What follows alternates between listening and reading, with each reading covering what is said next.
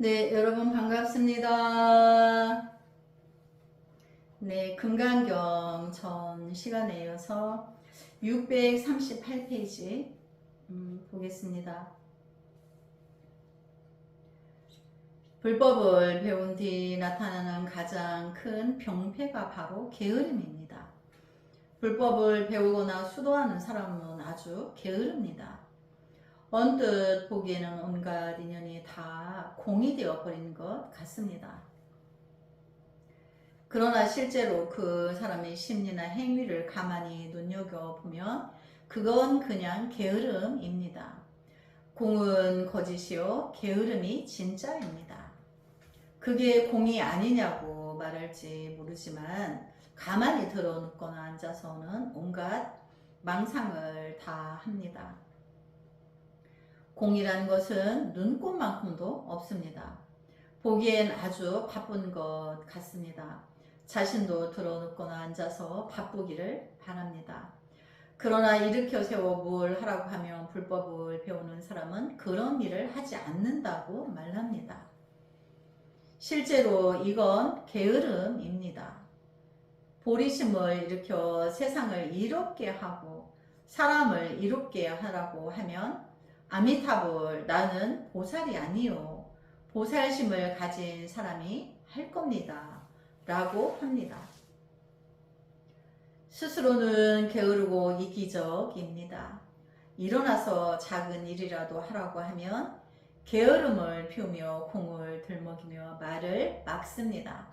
제 경험에 따르면 불법을 배우거나 수도하는 사람은 폐물이거나 게으름행위가 더 많습니다. 부처님이 정진하라고 했지만 실천하지 못하며 악을 행하지 말라고 선을 받들어 행하라고 하지만 실천하지 못합니다. 악을 행하지 말라고 하는 것은 잠시 접어두고서라도 한 가지 선도 행하지 않는 것은 사실입니다. 게으르기 때문입니다. 이것은 우리가 스스로 점검해 보아야 할 것으로 아주 엄중한 문제입니다. 금강경은 최후로 수지하라고 합니다.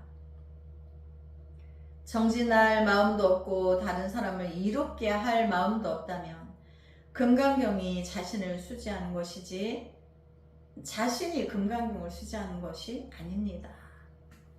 그렇죠. 이제 공부하는 사람들이 금강경을 외워서 수지 독송합니다. 외운다고 해서 수지 독송하고 있다고 착각하는 거죠.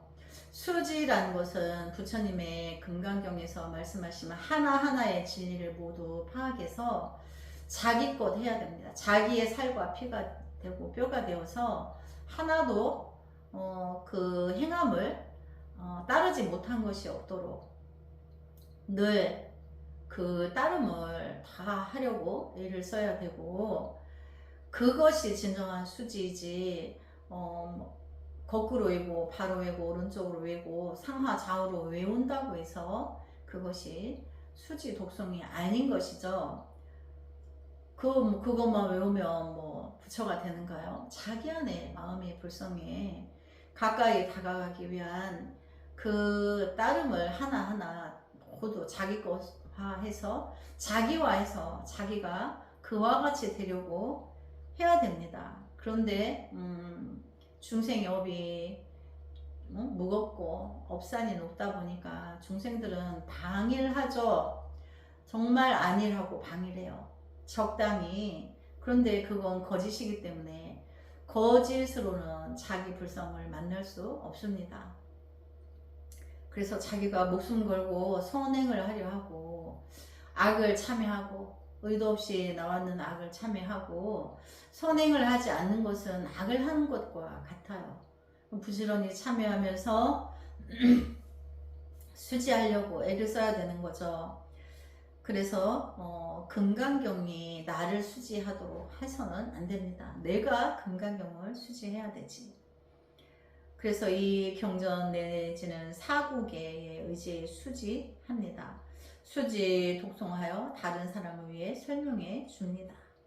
내가 외우기도 하지만 금강경의 구절 구절을 전체적인 금강경 전체적인 내용은 요점 아닌 게 없어요. 반야를 다 지목하고 있기 때문에 어떤 내용이라도 미혹한 사람에게 전할 수 있습니다. 굳이 사국에만을 하라는 건 아닌 거죠. 전체를 다 해야 되는데 못하면 내구절만이라도 전해라, 그 뜻인 거죠. 사국에가 중점이 아닌 거죠. 그래서 이 경전 내지는 사국에 의지해 수지합니다. 수지하고 독송하여 다른 사람을 위해 설명해 줍니다. 여기서 연설이란 요즘의 강연이 아닙니다. 그 이치를 해석하고 드러내어 사람들에게 말해 줌으로써 잘 이해시키는 것입니다. 그것은 삼천대천 세계의 진귀한 보물로 보시하는 것보다 훨씬 더 낫습니다. 그것이 법 보시이기 때문입니다. 부처님의 법은 진리를 말하는 거죠. 그래, 진리의 보시이기 때문에 진귀한 삼천대천세계 진귀한 보물로 부처님께 보시한 것보다 더 크다, 그 뜻인 거죠. 불교에서는 제보시보다 법보시를 더 중요하게 생각합니다. 그렇죠. 진리를 행하는 그 마음에서 재물을 보시할 수 있어요. 그래서 그게 진실이 될 수가 있는 거죠. 마음에는 없는데 뭐 남들이 보여주기 위해서 남들이 하라 하니까 이렇게 하는 것은 의미가 없는 거죠. 그래서 법보시를 더 중요하게 생각합니다. 무엇을 법보시라 할까요? 바로 정신적인 보시입니다. 그러니까 중생들에게 진리를 전해주는 것은, 부처님의 진리를 전해주는 것은 그가 미혹했기 때문에 불행하고 행복하지 않았던 것을 이 진리의 그 보시가 그의 미혹을 치유하게 돼요. 마음의 병을 낫게 하고 잘못한 판단을 바르게 하여서 그가 원천적으로 선의 중에 있음을 알려주고 함께 자기 불성을 만나러 가는 길을 함께 하는 거죠. 그래서 자기 불성의 길을 안내해 주는 것이 가장 부처님의 큰 보시 복덕인 거죠. 그래서 인류가 만들어낸 온갖 문화를 활용하여 행하는 보시입니다. 부처님의 복덕이 제 보시를 뛰어넘는다고 말합니다. 지금 우리들은 금강경을 연구하고 또 말하고 있으니 복이 무척 많지 않을까요? 물론 그렇습니다. 여기 앉아 아무 일도 하지 않고 에어컨 바람을 쐬어가며 게다가 아무 생각이든 해볼 수 있으니 이 2시간 동안이 얼마나 편안합니까? 이게 바로 복입니다. 무엇이 복인가요? 편안한 것이 복입니다.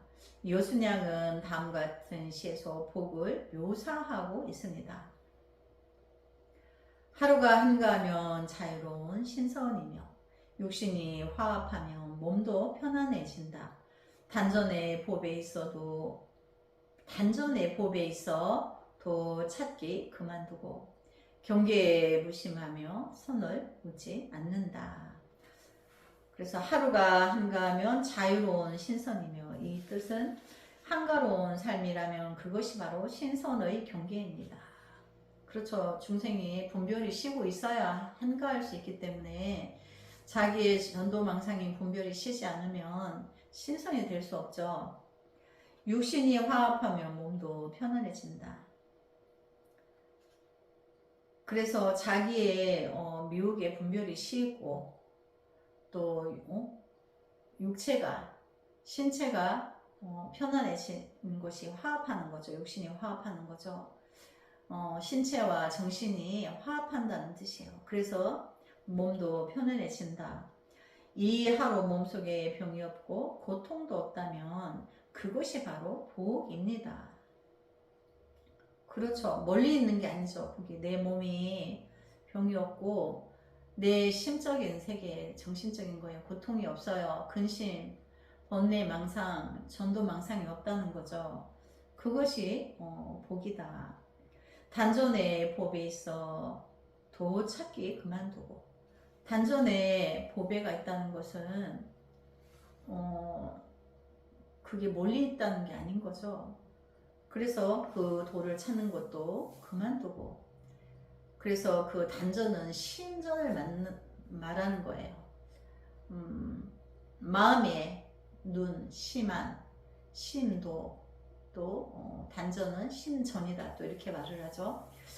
자기 마음의 본체적인 것을 말하는 거예요. 마음속에 청정한 것이 곧 수행이니 다시 어떤 것을 찾을 필요가 없습니다. 그렇죠. 수행이라는 것은 다 자기의 분별망상을 쉬는 것이 수행이에요. 그렇게 쉬라고 해도 쉬지를 못하는 거죠, 중생의 병이. 그런데 그거를 자기의 전도망상을 쉬기만 하면 그것이 수행이고 신선이다. 경계에 무심하여 선을 묻지 않는다. 경계에 임해서도 무심한 것이 바로 선입니다. 그러니까 경계라는 것은 매 순간 찰나찰나에 내가 마주치는 상황들이에요. 그래서 어디서 뭐 내가 안입이 설신이가 귀로 소리를 듣고 눈으로 어떤 형상을 보고 뭐 전쟁이 나고 지진이 일어나고 이런 것을 본다 해도 내가 놀라지 않고 그런 경계에, 그런 상황에 동요하지 않는다는 거예요. 끄달려가지 않는다는 거죠. 그래서 경계에 임해서도 무심한 것이 바로 선입니다. 하필 다시 선을 묻겠습니까? 그러므로 우리 편안한 것이 곧 복임을 알 수 있습니다. 육신이 화합하면 몸도 편안해지는 것이 복입니다. 사람들에게 정을 말해주고 읽어줘야 비로소 복이 있는 것이라 생각해서는 절대로 안 됩니다. 또 이렇게 하면 법상이 생깁니다. 그래서 이어서 말합니다. 어떻게 다른 사람이 설명해 주는가? 상을 취하지 않고 여여부동하는 것이다. 왜냐하면 이렇게 본문에 되어 있는데 해석을 보겠습니다. 상에 집착해서는 안 됩니다. 불법을 말하고 있으면서도 시종 한 점의 불교적 색깔이 없습니다. 불법에 절어 있지 않습니다. 아주 평범하고 여여부동합니다. 무엇이 여여부동일까요? 법상이 생겨나지 않는 것, 선호념, 바로 머무는 바가 없는 것입니다. 그러니까 어떤 소리와 육감적인 어떤 것에 향이나 눈으로 보이는 어떤 경계, 매 순간 찰나차에 모든 안입이 설신이가 접하는 그 경계마다, 그 상황마다 그것이 일어났을 뿐인 거지 거기에 동하지 않는다는 거예요. 그래서 부동하다, 여여하다, 거기에 끄달려 가지 않으니까 그냥 소리가 들렸으면 들렸을 뿐인 거고, 바람이 스치는 촉이 느껴졌으면 느꼈을 뿐인 거고, 향을 맡았으면 맡았을 뿐인 거고, 맛을 보았으면 보았을 뿐인 거고, 그런 거죠. 그래서 어디에도 그냥 인지만 했을 뿐 거기에 동하여서 전도망상이 일어나지 않는 것을 말하는 거죠. 그걸 또 선호념이다 이렇게 말한다는 거예요. 그러니까 쉬고 있는 자기의 그 선명상을 호념하는 거죠. 경전을 떠난 사국에 어떤 것을 일러 상에 사로잡히지 않고 여여부동하다라고 할까요? 본문을 보겠습니다. 일체의 유의법은 꿈이나 환상, 물거품이나 그림자와 같고 이슬과도 같고 번개와도 같으니 마땅히 이렇게 보아야 한다. 해석을 보겠습니다. 금강경이 이것이 금강경 최후의 사국예입니다. 그 금강경 최후의 사국예를 볼까요? 일체의 유의법, 이 세상에 있는 모든 일체의 형상으로 있는 것을 유의법이라고 해요. 여몽환포영, 그것은 꿈과 같고 그림자와 같고 아지랑이와 같고 물거품과 같다. 그리고 여로 여겨져 이슬과도 같고 번개와도 같다. 응자 여시관, 이와 같이 관하여서 이제 헷갈리지 않고 모든 것을 바로 알아라 이렇게 말하는 거죠. 만약 형체로서 나를 보거나 소리로서 나를 구한다고 하면 이 사람은 삿된 도를 행하는 자로서 요리를 볼 수 없다 등 모두 두세 개가 있습니다. 이 때문에 어떤 사람은 금강경에서 말하는 사구계는 진정 어떤 사구계를 말하는가를 문제를 제기하기도 합니다. 어떤 사구계도 모두 아닙니다. 이 사구계는 경전을 떠나 말한다면 공, 유, 비공, 비유, 역공, 역유를 가리킵니다. 만약 반드시 개성어를 말하려 한다면 다시 말해 어떤 사구계인지 정확히 말하지 않으면 안 된다고 생각한다면 여러분 금강경에서 말한 법상이 생겨나지 않고 머무는 바가 없다라는 구절에 주의를 기울여야 합니다. 하나의 사구계로 확정짓지 않으면 안 된다고 생각하는 것은 바로 스스로 만든 법상입니다. 그렇죠.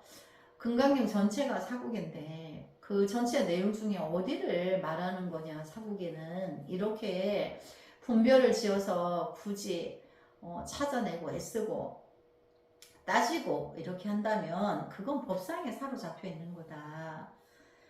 이렇게 말씀해 주는 거죠. 그런데 이제 우리 중생들은 이걸 이렇게 지적해 주지 않으면 몰라요. 자기가 그렇게 인지를 못하는 거죠. 그래서 모두 아니다 라고 한 겁니다. 이렇게 해야 비로소 상에 사로잡히지 않고 요요부동할 수 있으며 비로소 사구계를 말할 수 있습니다. 그래서 엄밀히 사구계는 부처님 경전에서 말씀하신 그 진의를 들여다보면 공을 말하고 또 비공을 말하고 또 유를 말하고 역공을 말하고 역유를 말한다.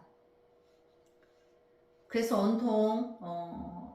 온통 종합에서 본질은 분별에 들지 말고 상에 떨어지지 말아서 아상, 인상, 중생상, 수자상에서 벗어나서 자기 본래 성품을 만나면 일체의 모든 것은 응무소주 이생지심이 된다. 그 뜻인 거죠. 본질은 거기에 있는 거예요. 그래서 응무소주 이생지심은 자기의 불성을 만나서 그 반조가 일어나서 일체의 중생을 향한 이타행, 무주상보시행을 실천적으로 한다는 거예요.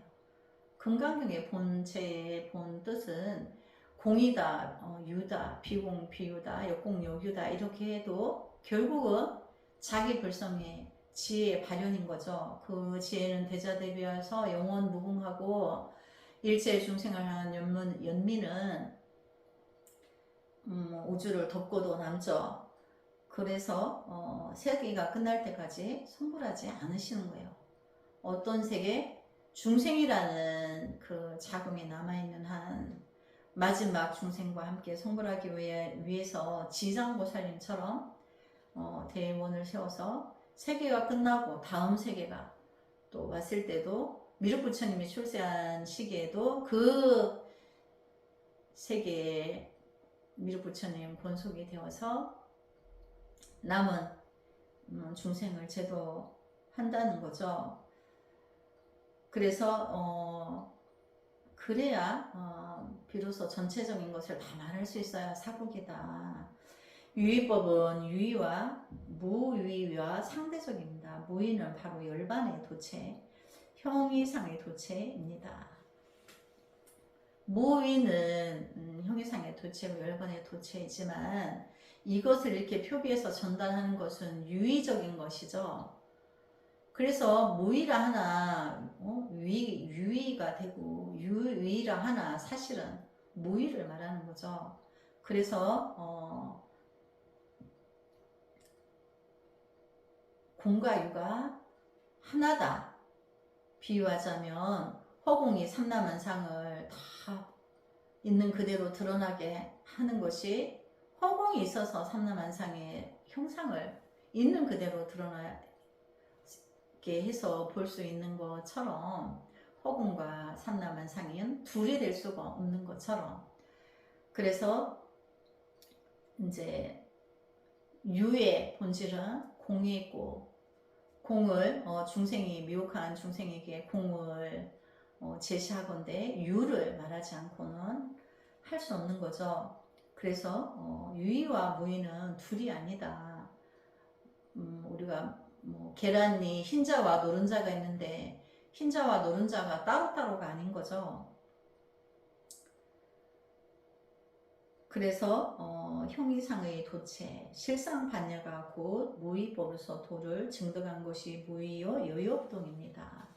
또 이렇게 말하니까 무의의 여유업동이고 유의는 중생이다 이렇게 또 분별하면 안 되는 거죠. 분별하는 자체가 형상에 법상에 집착한 거예요. 유의는 형 이하의 만유로서 자기적인 것입니다. 그렇죠. 형상이 드러나는 것인 거죠. 일체의 유의법은 꿈과 같고 환영과 같습니다. 집착하면 그렇다는 거죠. 일체의 유의법이 있다 하나 그저 그랬을 뿐인 거고, 그것마저도 내가 집착하지 않는다면 꿈과 같고 그런 게 아닌 거죠. 무의를 이제 선호하기 위한 유식인 거죠. 그래서 영화가 바로 환영과 같은 것입니다. 포란 물 위의 거품이요. 그렇죠. 여몽 환포영, 이제 중생세계 이제 형상은 법상은 꿈과 같고 헛개비와 같고 꼭두각시와 같고 물거품과 같고 그림자와 같다는 거죠. 그래서 영이란 등 그림자, 사람 그림자, 나무 그림자 등을 가리킵니다. 불교에는 비유가 아주 많습니다. 꿈, 환상, 물거품, 그림자, 물 속의 달과 거울 속의 꽃, 바다 위에 떠있는 신기루 도시, 파초 등이 그것입니다. 또 건달바성이란 바로 해시 신루이며 양염이란 태양 속의 환영입니다. 젊어서 불교 공부를 할 때입니다. 자주 파초를 들어 비유하곤 해서 제가 파초가 어떤 꽃이냐고 물었던 적이 있습니다. 여기서 말하는 제가라는 분은 남회근 씨죠. 그래서 빗방울이 파초를 때리니 아침에도 쏴쏴 저녁에도 쏴쏴 하도다. 이건 옛 사람의 시입니다. 글을 가르치는 어떤 사람이 한 아가씨를 좋아했는데 그 아가씨의 창 앞에는 파초가 한 그루 있었습니다. 글 가르치는 사람은 파초 이파리에다가 시 한 수를 썼습니다.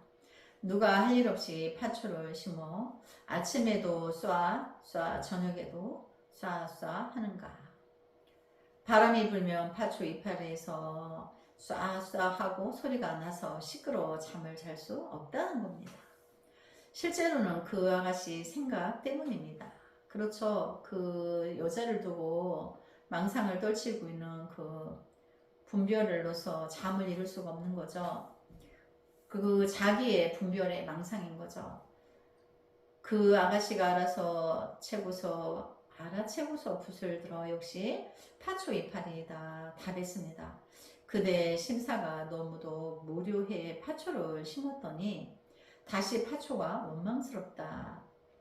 이렇게 답을 썼어요. 그래서 당신의 온갖 꿍꿍이 속이 너무 지겹다고 화답합니다. 이 답은 미안하지만 왕래를 거절하겠다는 말입니다. 부처님도 파초에 대한 이 이야기를 알고 있었을까요? 그렇지 않겠죠. 이 이야기는 중국 후대의 문학입니다. 파초 줄기를 잘라보면 중간이 비어있다는 것을 알 수 있습니다. 항주의 공심대로관이라는 말이 있습니다. 겉으로 보기엔 꽤나 볼만하지만 속에는 아무것도 없다는 뜻입니다. 그러므로 이들 몽환 포용의 등의 비유는 모두 공을 말하는 것입니다. 부처님은 우리에게 말합니다. 세간일체의 이름 모두 꿈과 같고 환영과 같다고요. 그래서 부질없음을 말해주는 거죠. 몽환중의 여여부동을 보겠습니다. 20년 전 일을 회상해 보면 한바탕 꿈을 꾼 것 같습니다. 그렇지 않습니까? 그렇죠. 우리가 모두 다 20년을 회상해 보면 꿈같이 지나가 버렸죠. 모두에게 그렇죠. 꿈은 과연 있는 것일까요? 없는 것은 아닙니다. 그렇지만 꿈을 꾼 듯 그렇게 아련합니다. 꿈을 꾸고 있을 때는 꿈이 진짜입니다. 꿈을 깨고 나서야 아, 꿈이었구나 합니다. 우리는 지금 꿈을 꾸고 있다는 것을 알아야 합니다. 지금 우리는 금강경을 듣고 있는 꿈을 꾸고 있는 겁니다. 정말입니다. 눈을 한번 감으면 눈앞에 있는 이 경계, 이 꿈의 경계는 곧 사라집니다. 이것이 결국 깨어난 것이겠습니까? 아니면 꿈이겠습니까? 누가 감히 결론을 내릴 수 있겠습니까? 아무도 결론을 내릴 수 없습니다. 일단 결론을 내리면 곧 틀린 것이 됩니다. 상해에 지착하게 됩니다. 환상 또한 없는 것은 아닙니다. 환상이 존재하고 있을 때는 환상이 곧 진실입니다. 이 세계는 이렇습니다. 이 물리적인 지구 역시 가짜입니다. 불과 수천만억 년 정도 존재할 뿐입니다. 수천만억의 년이란 시간은 1분 1초와 비교한다면 아주 긴 것 같지요. 그러나 우주의 시간과 비교한다면 수천만억 년도 손가락 한번 튕기는 사이에 지나가 버립니다. 이걸 길다고 할 수 있겠습니까? 역시 환상입니다. 물 위에 떠있는 거품들은 가짜라고 가짜이겠습니까? 진짜이겠습니까? 어떤 거품들은 며칠씩 지속됩니다. 이 세계는 바로 큰 바다 위에 떠있는 물거품입니다. 우리의 지구 역시 물거품입니다.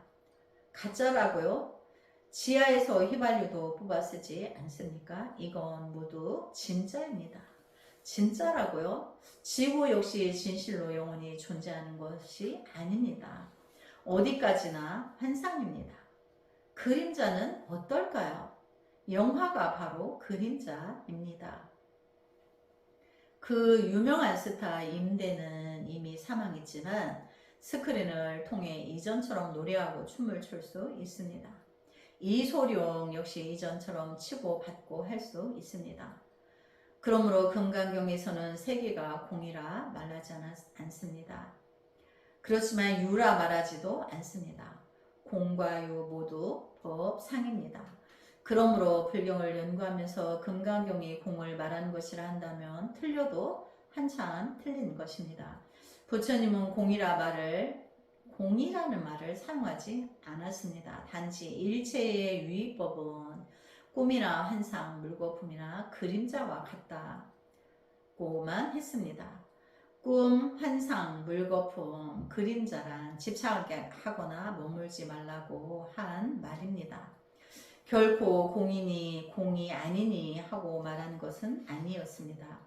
만약 공이 존재하지 않는다고 말한다면 금강경은 법에 대해 단멸상을 말하지 않는다라고 답합니다. 하나의 공을 말하는 것은 곧 단멸상입니다. 이것은 유물론의 사상과 마찬가지로 잘못된 것입니다. 몽환 속에 있을 때는 몽환이 진실이지만 몽환이 지나가고 나면 몽환은 존재하지 않습니다. 그렇지만 몽환이 다시 나타날 때는 그것이 다시 엄연한 진실인 것 같습니다. 뚜렷이 알아야 할 것은 현재 온통 몽환 속에 있지만 거기에 마음이 머물지 않아야 한다는 점입니다. 몽환 중에서도 상을 취하지 않고 여여부동해야 합니다. 중점은 여기에 있습니다. 꿈을 꾸고 있을 때는 꿈의 상에 시착해서는 안 됩니다. 관직에 앉아 있을 때는 관직의 상에 사로잡혀서는 안 됩니다. 사업을 할 때는 돈에 사로잡혀서는 안 됩니다. 아이를 키울 때는 아빠, 엄마 소리에 혹해서는 안 됩니다. 상에 집착하지 않고 요요부동해야 합니다. 일체는 몽환포용과 같습니다. 이어서 이슬과도 같고 번개와도 같다라고 합니다. 아침의 이슬 역시 아주 잠깐 동안 아주 우연히 한 군데 모여 있습니다. 이는 인연에 따라 모인 것으로 바로 연기 성공입니다. 성이 공이기 때문에 비로소 연기가 생겨날 수 있습니다. 그래서 이슬과도 같고 번개와도 같다고 한 것입니다. 번쩍하는 번개가 존재하지 않는 것일까요? 가장 좋은 방법은 만나지 않는 것입니다. 만나서 접촉이라도 한다면 번쩍하는 순간에 사라져 버립니다. 금강경을 다 읽고 나서 많은 사람들이 모거를 놓으며 탄식합니다.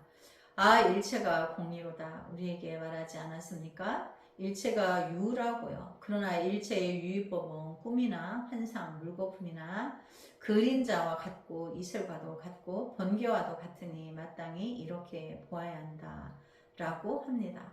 이것은 방법입니다. 그렇죠. 이것은 공을 비유해서 방편적으로 말을 한 거죠. 마땅히 이렇게 뚜렷이 인식해야 합니다. 그리고 난 후에는요, 상에 머물지 않고 요요부동합니다. 이렇게 해야만 진정한 불법의 배움입니다. 많은 젊은이들은 타좌시 경계가 발생하면 마에 사로잡혔다고 생각합니다. 사실 많이 뭐니 하는 것은 존재하지 않습니다. 그런 것들은 모두 유심의 작용입니다. 그렇죠. 자기 안에 자기가 만들어낸 자기의 법상인 거죠. 자생법상인 겁니다. 그렇죠. 자기 스스로 그 어떤 상을 만들어낸 거죠. 거기에 집착하는 거죠. 상에 사로잡히지 않을 수 있다면 마 역시 부처님이며, 상에 집착한다면 역시 부처님 역시 마입니다. 그렇죠. 부처라는 상에 집착하면 그것이 마이고, 또 마라고 해서 집착하지 않으면 마 역시도 부처의 작용이다. 그러므로 일체의 유의법은 꿈이나 환상, 물거품이나 그림자와 같고 이슬과도 같고 번개와도 같으니 마땅히 이렇게 보아야 한다는 것이 가장 좋은 설명입니다. 부처님의 말이 여기에 이르러 금강경 전부가 원만히 끝납니다. 본문을 보겠습니다. 부처님께서 이 경전을 다 말씀하시자 장로 수보리 및 모든 비구와 비구니 제가의 남녀 수행자 일체 세간의 천인 아수라가 부처님의 말씀을 듣고 모두 크게 기뻐하며 믿고 받들었다. 금강경에는 수보리를 일컫는 세 가지 다른 명칭이 나옵니다. 선현 수보리, 해명 수보리, 장로 수보리가 그것입니다. 경전을 읽을 때 유의해야 합니다. 이 세 명칭은 각기 다른 세 가지 정도로서 그가 이해하고 깨달은 정도가 다르다는 것을 가리킵니다. 깨달음과 이해의 정도에 따라 명칭 또한 이렇게 달라집니다. 이때 장로 수보리와 출가한 남녀 두 무리와 제가 남녀 두 무리 및 일체 세간인 천상의 신 아수라 등이 부처님이 말하는 것을 듣고 모두 기뻐했습니다. 믿고 받아들였으며 이 방법에 의하여 금강판야 바라미를 수행했습니다. 이 경전은 이것으로 원만히 끝났습니다. 결론으로서 개송은 다음과 같습니다. 개송을 한번 보겠습니다. 형량으로 돌아온 기록이 소리내어오니 성인과 현인의 영역을 몇 번이나 바꾸었던가. 도롱이 삿갓에 보찜을 매니 안개비가 거치고 아득히 구름과 물이 자유롭고 한가하다. 해석을 보겠습니다. 형양으로 돌아온 기러기 소리내어오니 이 뜻은 가을이 되면 기러기는 복방에 돌아와 형양에 이릅니다. 바로 사람은 자기 생명의 본래 모습을 되찾아야 한다는 것을 설명합니다. 그렇죠. 이제 금강경을 통해서 자기 마음의 고향인 자기 마음 안으로 돌아온 것을 말하는 거예요. 그래서 바로 사람은 자기 생명의 본래 모습을 되찾아야 한다는 것을 설명하고 있습니다. 소위 자신의 명심견성을 되찾는 것입니다. 그래서 자기 금강경에서 말하는 모든 법상을 벗고 이제 자기 불성을 만나서 이제 명심견성했어. 그래서 자기의 지혜의 반주가 일어나서 일체 중생을 향한 이타행을 무주상 보시를 실천적으로 이제 하게 되는 것을 말하는 거예요. 성인과 현인의 영역을 몇 번이나 바꿨던가. 그렇죠. 여기까지 오는 동안에 여러 번 왔다 갔다 헤매었던 것을 말하는 거죠. 성인은 도를 깨달아 성불하나 범인은 아무것도 이루지 못합니다. 내 지나갈 테니 자네가 이리 오게. 자네가 지나가려 하니 내가 그리로 가지라는 것과 같습니다. 성인과 범부 및 일체의 중생은 차별이 없습니다. 부처님이 금강경을 설하고 나서 많은 사람이 진정으로 도를 깨달았지만 출가하고 나서 도리어 게으름만 피웁니다. 도롱이 삿갓에 보찜을 매니 안개비가 거치고 이 뜻은 진정으로 깨달아 해탈하고는 머리를 빡빡 밀고 승복을 입으며 도롱이를 입고 삿갓을 씁니다. 횡도 막대기를 짐에 꽂아 어깨에 메고 길을 갑니다. 이것은 해탈을 표시합니다. 이제 금강경을 통해서 그동안 자기의 미혹에 을 완전히 벗어내서 무주상보시를 실천적으로 가려 하니까 그동안 이제 있었던 안개가 벗친 것과 같다. 이렇게 말하고 있죠. 그래서 어느 하늘, 어느 곳, 어느 색이든 횡행을 할 수 있습니다. 이제 안개의 비가 거쳐서 어디라도 나설 수가 있다. 자기의 묘욕을 벗은 것을 말하는 거죠. 그래서 도롱이 삿갓에 봇집을 매니 안개의 비가 거치고 이 뜻은 비가 온 뒤에는 하늘이 갭니다. 불법이 이와 같다는 것을 알면서 자신도 도를 이루게 됩니다. 도를 얻고 나면 어떤가요? 소승의 도를 얻은 사람은 또 어떤가요? 아득히 구름과 물이 자유롭고 한가하다. 이 세계에 다시 옵니다. 보살이 다시 옵니다. 다시 와서 또 어떤가요? 세상에서 놀다 갑니다. 그럴 뿐입니다.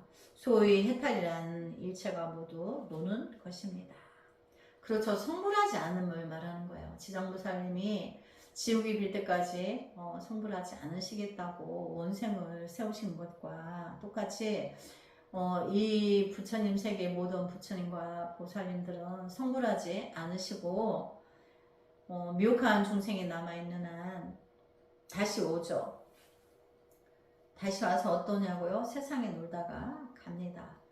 그래서 소위 해탈이라는 일체 모두 노는 것입니다. 그러니까 중생의 미혹과 아픔과 함께하면서 그들의 자기 불성의 길을 인도하고 안내하면서 함께 논다는 거죠. 그래서 함께 수지 수행하는 것을 이제 논다라고 되어 있어요.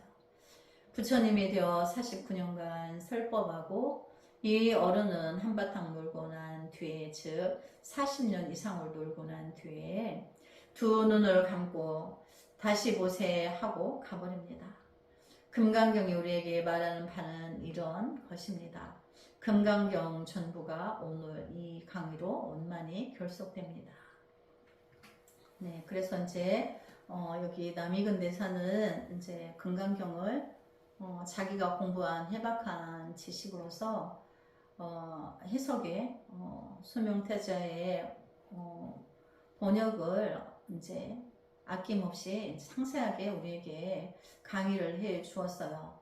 그래서 스님은 이제 오늘 이렇게 강의를 마치기는 하지만 너무도 미흡하고 너무도 약소하고 너무도 이렇게 하는 것이 부끄럽고 수치스럽기도 하며 더 훗날에 더 좋은 강의가 이루어질 수 있도록 발언하며 또 아직 이 금강경 강의책을 만나지 못한 사람들은 한 번은 꼭 만나서 이 경전도 한번 이 해석서도 한번 공부하여 보시고 그 다음에 또 자기의 해안이 밝아진 해안으로서 금강경을 다시 한번 스스로 강의해서 아직 미혹한 이들에게 그들이 단박에 자기의 불성을 볼 수 있도록 그런 날들이 천일, 만일, 천만억의 날들이 되기를 간절히 발언합니다. 나무 서가모니불 성불하지 않겠습니다.